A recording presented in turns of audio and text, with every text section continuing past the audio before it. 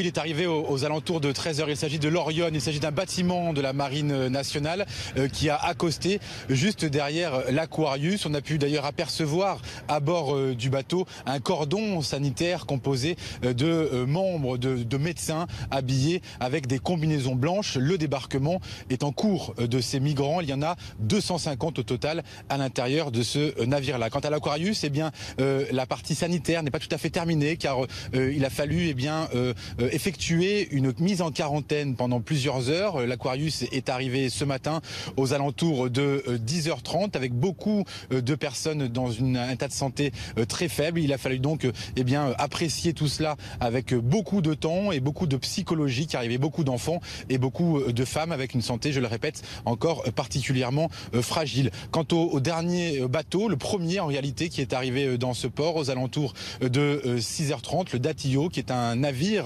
italien, lui aussi, des gardes-côtes italiens, eh bien le débarquement est complètement terminé. Il y avait 274 migrants à l'intérieur, une cinquantaine d'entre eux est déjà partis en bus vers des centres d'accueil mis à disposition par la région de Valence. Ils sont partis avec une dizaine d'interprètes. D'autres bus devraient suivre leur cours. Vous l'aurez compris, c'est une opération de grande envergure avec plusieurs centaines de volontaires, notamment de la Croix-Rouge, et que salue un prêtre. Il s'agit du prêtre Angel, très connu ici à Valence. Il s'occupe généralement des migrants.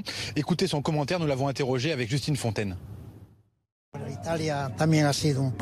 L'Italie est un pays qui a également accueilli beaucoup de migrants. Il faut voir le positif et non le négatif. Pour moi, ce qui s'est passé, c'est une grâce de Dieu, parce que ça a provoqué une réflexion.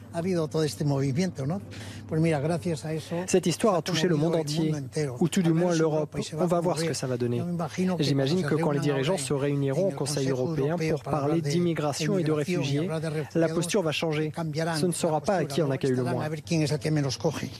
Cette odyssée de 1500 km est donc d'ores et déjà terminée. Précisons tout de même que plusieurs centaines de ces migrants ont été hospitalisés, principalement pour insuffisance respiratoire, douleurs thoraciques, plaies, fractures aux pieds. Le tout sous les yeux d'observateurs du Haut Comité aux réfugiés.